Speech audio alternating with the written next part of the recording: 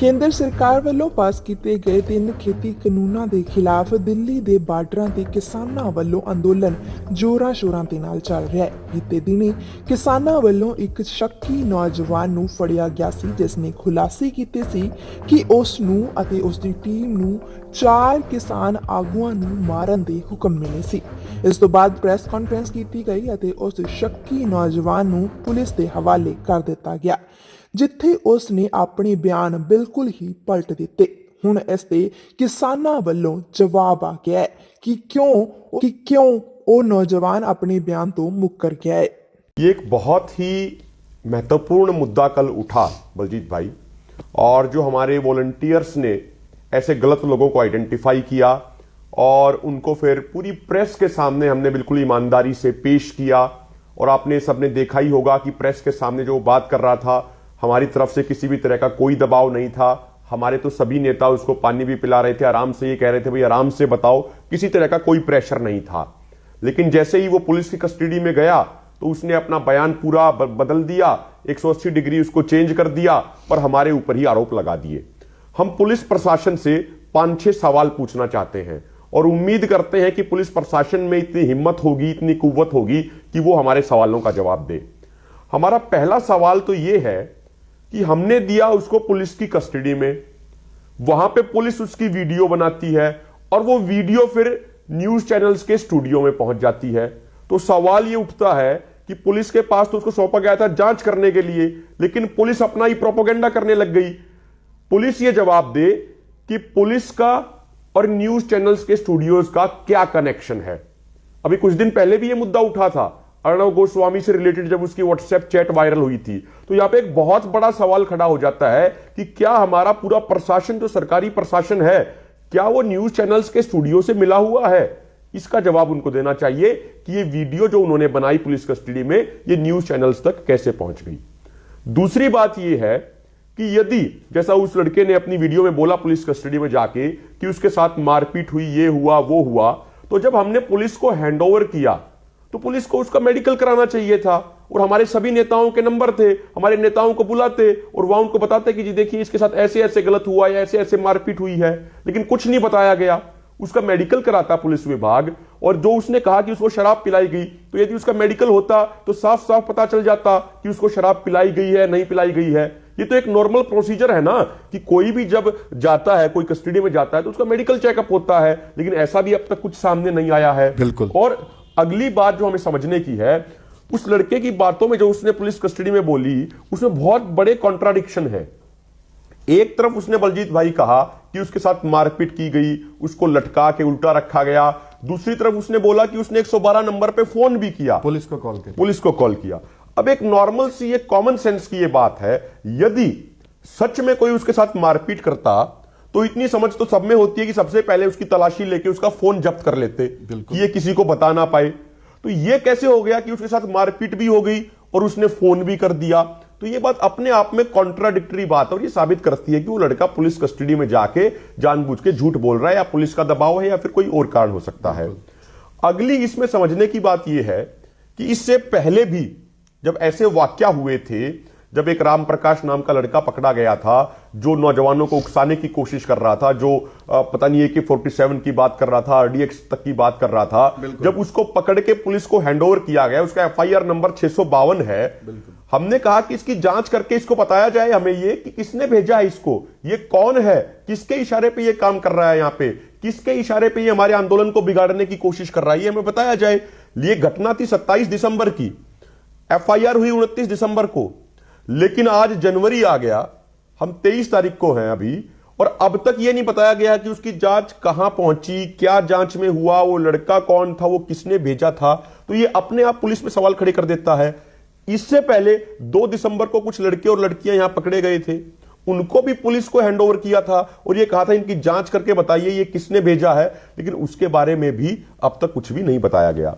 तो कुल मिला के जो ये सारी चीजें हैं, ये कहीं ना कहीं पुलिस के ऊपर बहुत बड़े सवालिया निशान खड़े करते हैं, और पुलिस जांच करने की बजाय, पुलिस जवाब देने की बजाय, पुलिस मामले को गोल गोल घुमाना चाहती है। अभिमन्यु जी, एक बात और सामने आई है कि लड़का बोल रहा है कि 19 तारीख को मैं घर से गया था और मुझे पकड़ लिया गया।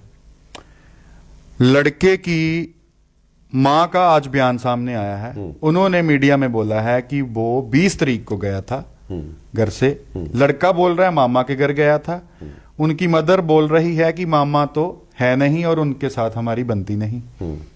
तो ये क्या सारा मामला है, ये भी बताइए। देखिए इसमें क्या है, सभी व्यूअर्स ने, आपके जो करोड़ों व्यूअर्स उन्होंने देखा होगा कि उसके माँ का भी इंटरव्यू लिया गया और बिना किसी दबाव में लिया गया, नॉर्मल पत्रकारों ने लिया।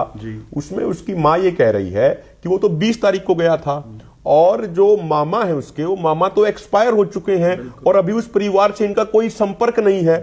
लेकिन लड़का कह रहा है कि वो अपने मामा के घर गया था और वो कह रहा है वो 19 तारीख को गया था। तो यहाँ पे माँ बेटे की बातों में ही कॉन्ट्राडिक्शन है। यहाँ से अपने आप सवाल खड़ा हो जाता है कि भाई कौन सच बोल रहा है। ऐसा तो है नहीं कि दोनों सच बोल रहे हैं, कोई ना कोई एक सच बोल रहा है। तो कहीं ना कहीं इसमें कहीं ना कहीं कोई साजिश की बू नजर आती है साफ साफ कि ये कुछ एक बड़ा वो करने की कोशिश कर रहे थे।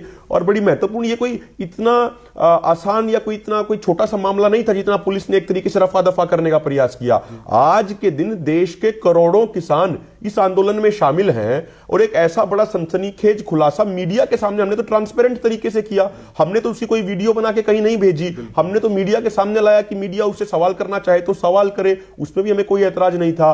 करोड़ों किसान की भावनाएं यहां जुड़ी हुई हैं। हमारे सभी सीनियर लीडर्स, जो हमारे करोड़ों किसानों का जो परिवार है उसके मुखिया हैं, एक खुलासा होता है कि उनको मारने की साजिश रची जा रही है और पुलिस उसको इतने हल्के में ले रही है।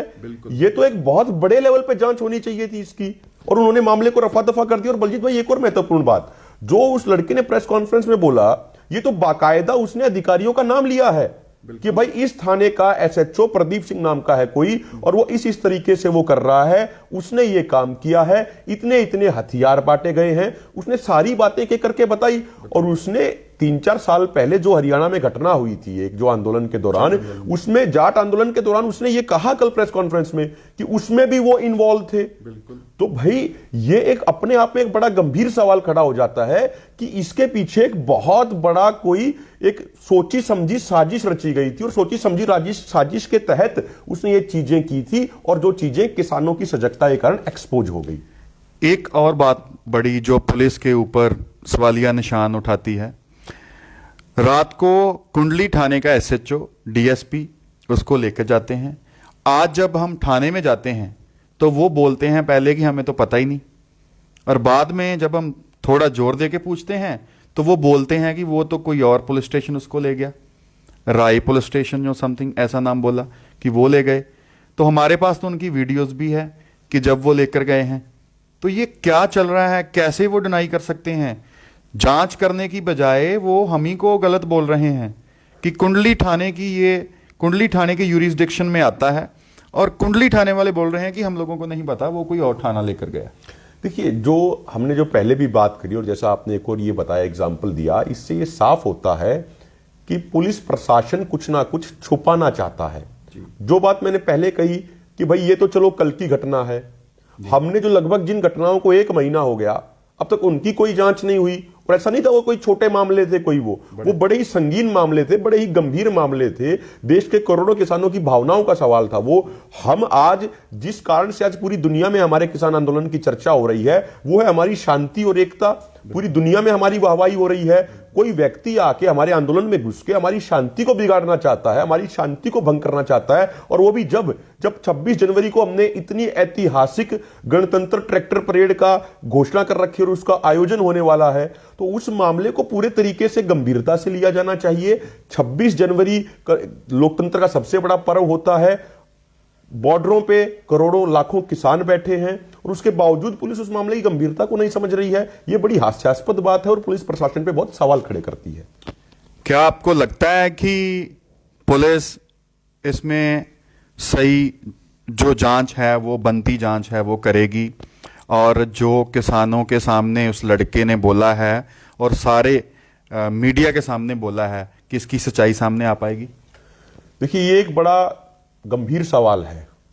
यदि हम जाएं कि सच्चाई आनी चाहिए या नहीं आनी चाहिए, यदि सैद्धांतिक तौर पे बात करें तो निश्चित तौर पे पूरे देश के सामने उसकी सच्चाई आनी चाहिए, क्योंकि हम पहले से भी ये कई बार चर्चा होती थी। पहले ऐसे कई निशान, मैं आपको बताऊं, पलवल जो धरना है जहां पे मध्य प्रदेश के किसान आए हुए हैं, वहां पे एक दिन सुबह सुबह 3 देसी कट्टे उस धरने के नजदीक पड़े मिले और सुबह आके पुलिस हमसे पूछती है कि जी ये किसके हैं, तो हमने उनसे काउंटर क्वेश्चन किया, आप बताइए ये किसके हैं, ये कहां से आए हैं। रात को तो पुलिस की ड्यूटी होती है ना धरने के चारों तरफ वहां पे पहरा देने के लिए, तो पुलिस ने बाद में स्टोरी बनाई कि ये कोई जा रहा होगा यहां से और उसके किसी गलती से उसकी जेब से गिर गए होंगे। तो इस तरीके की चीजें जब पुलिस कहती है और ऐसे हास्यास्पद बातें, हास्यास्पद बयान देती है जो किसी को, एक साधारण आदमी को भी हजम नहीं होंगे, तो मुझे व्यवहारिक तौर पे नहीं लगता कि पुलिस इसकी सच्चाई सामने आने देगी। लेकिन सैद्धांतिक तौर पे निश्चित तौर पे इसकी जांच होनी चाहिए और इसकी सच्चाई सामने आनी चाहिए, क्योंकि ये कोई छोटा मोटा मामला नहीं है। ये देश के करोड़ों किसानों का नेतृत्व कर रहे किसानों की, उनकी सुरक्षा का मामला है, उनकी जिंदगी का मामला है। तो सच्चाई आनी चाहिए, लेकिन मुझे लगता नहीं कि पुलिस इसकी सच्चाई सामने आने देगी, क्योंकि यदि सच्चाई सामने आई तो फिर बहुत बड़े बड़े लोग इसमें नंगे होंगे, बहुत बड़े बड़े लोग एक्सपोज होंगे, बहुत बड़े बड़े लोगों की इसमें पोल खुलेगी। लास्ट में अभिमन्यु जी, जैसे काफ़ी सारे लोगों ने ये सवाल पूछा कि किसानों ने उसको कैसे प्यार से बात करी, प्यार से नहीं करनी चाहिए थी, उसको थोड़ा डांटते तो उस तरह से पूछते, और बाद में बोल रहे थे कि ये लड़का सहमा हुआ है, और उसके बाद जब पुलिस के सामने जाता है तो वो बड़ा फड़फड़ा कर बोल रहा है। आप हमारे किसानों को और सभी जो जुड़े हुए हैं उनको क्या संदेश देना चाहते हैं कि ऐसी बातों के ऊपर उनको कोई भी यकीन नहीं करना चाहिए, एक कॉन्फिडेंस रखना चाहिए कि यो यहाँ पर किसान बैठे हुए हैं, जितने लीडर बैठे हुए हैं वो उनके हक के लिए लड़ रहे हैं, उनके उसके ऊपर क्या कहना चाहते हैं? देखिए, इसमें आपने 2-3 इकट्ठे सवाल पूछे जी। पहली बात ये सवाल था कि भाई जब उसको पकड़ा गया तो कुछ लोगों ने कहा इसको डांट डपट करनी चाहिए थी। देखिए, इसमें महत्वपूर्ण बात समझने की ये है कि हमारा, जैसे मैंने पहले कहा, हमारे आंदोलन की सबसे खास बात है अनुशासन और शांति, और किसान समाज तो हमेशा शांतिपूर्ण रहा है। जब हमारा आंदोलन शांतिपूर्ण है तो किसी के साथ डांट डपट या मारपीट करने का कोई सवाल ही पैदा नहीं होता। और दूसरी बात, मैं आपको ईमानदारी से ये बात कहता हूं, जो 40 मेंबरी कमेटी है जो सरकार के साथ कई राउंड की बातचीत कर चुकी है, मैं उस कमेटी का एक छोटा सा सदस्य हूं। मैं आप सब लोगों को ये बड़े विश्वास के साथ ये कहना चाहता हूं कि सभी के सभी किसान नेता बड़ी ईमानदारी से, बड़ी बहादुरी से, बिना डरे, बिना झुके, बिना पीछे हटे, बिना दबे, बिना बिके, डंके की चोट पे वहां पे आपकी आवाज बुलंद करते हैं, आपके हक और आपके अधिकार की बात। जो बात वो उस हॉल के अंदर कहते हैं वही बात वो बाहर कहते हैं, बिल्कुल पूरे तरीके से ट्रांसपेरेंट है। और जो हमारे देश में 80 करोड़ किसान का, जो 80 करोड़ किसानों का परिवार है, ये नेता उस 80 करोड़ के परिवार के मुखिया हैं। तो हमें इनके नेतृत्व पे पूरा विश्वास होना चाहिए। जो बात ये हमें कहें वही हमारे लिए अंतिम फैसला होना चाहिए। देखिए, जब सेना जो होती है, मैं आपको एक उदाहरण देता हूं, जब सेना पूरे तरीके से अपने सेनापति के प्रति समर्पित होती है तभी जीत निश्चित होती है। तो अब तक हम जिस तरीके से अपने नेतृत्व के प्रति पूरा समर्पित रहे हैं, पूरा विश्वास उनके ऊपर किया है, तो इसी तरीके से आगे भी उनके ऊपर पूरा विश्वास करना चाहिए।